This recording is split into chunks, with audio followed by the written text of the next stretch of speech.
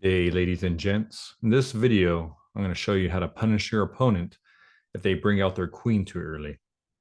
So I'm going to give you an example. This is one of the games I had against someone slightly higher rated than me.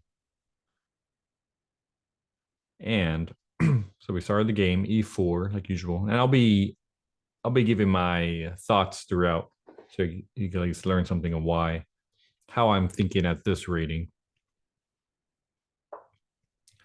e4, Fischer's favorite move. Here, the plan is just to attack the pawn, control these, squares around here. So we see the first inaccuracy, the queen coming out too early. I don't really see what it's attacking, right? Maybe attacking this square, but my knight's here. So my plan is to bring my knight here, therefore attacking the queen and gaining a tempo. But he sees it. Here, just attacking the center. And also freeing out my bishop to attack the queen again and gain another tempo while developing my piece. What I do, instead of taking the pawn back right away. And the queen, I could take back with the knight, but I just wanted to make sure the bishop was defended. So I took back to the queen. Taking my bishop, let's bring it back. So here, again, I attack the queen again. The queen obviously cannot take it because the queen would take back. And so she has to find a different place to go. She goes here, attacking my bishop and this pawn here. So I decided just to bring it back. So it seems like a tactic. Like this opponent maybe thinks if I take here, takes my queen without any compensation, but my knight could just take back.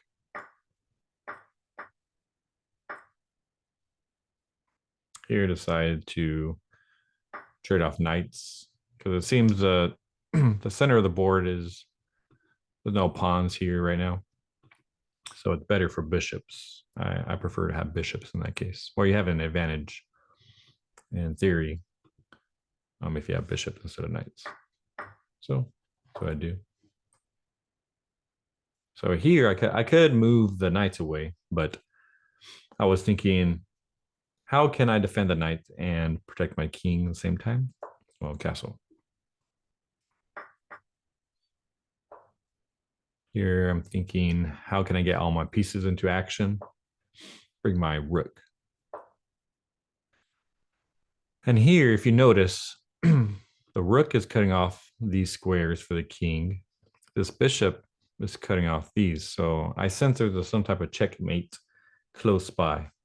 So I'm thinking if I bring my bishop here, checks the king has nowhere to go, I win. But I need to protect that bishop. So I need to move my rook over. That's what I do.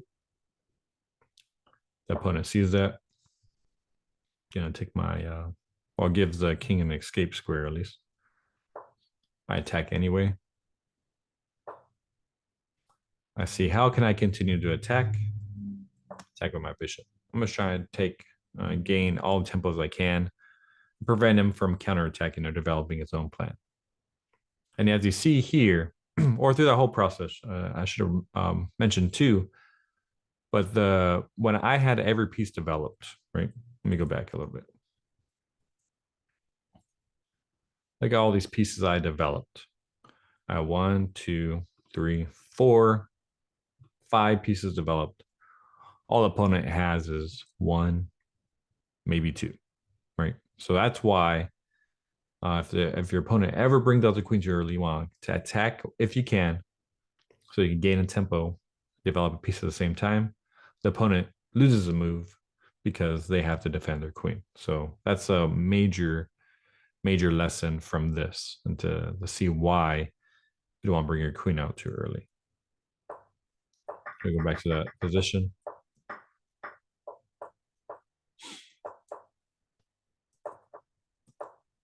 attack. So the king has to move. Here, I'm like, my rook is X-raying this king. There's a discovered attack. So I could take the bishop. I don't have to worry about the rook taking back. So that's what I do. Thinking, how can I attack again? Just bring my bishop back. Here, now I want to beat this rook. I'm trying to find a mate as soon as possible. I want to end the game. Moves there. But I'll take my rook, so I just take this pawn. He could have, bring his rook over and made some complications.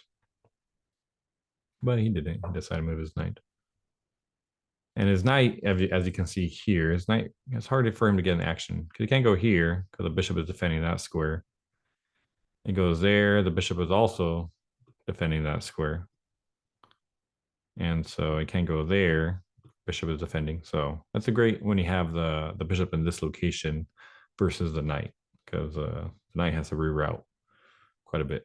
So he does. He's trying to get over there to me, but he has to go in a back way. Here, the point is to cut off this square for the king so he can't take my rook. So again, I don't know why this opponent, he's not bringing his rooks into action. At least I would have tried to bring them into action. It may not have worked, but that's what I would have been thinking. But that's fine. Not everyone has their best game every game. But he's trying to at least get the knight involved. Here, he's forking a bishop. I mean, he's not forking a bishop, but he's attacking a bishop. It's not much of a threat because I can just take back with the rook. But then after he takes, if my rook's not there, if I don't take back with the rook, then he has two pieces to choose to take. Right? But I see a forced mate. Not sure if you see it. I think you see it now. But he takes, it's too late. Mate in one. Mate. Right.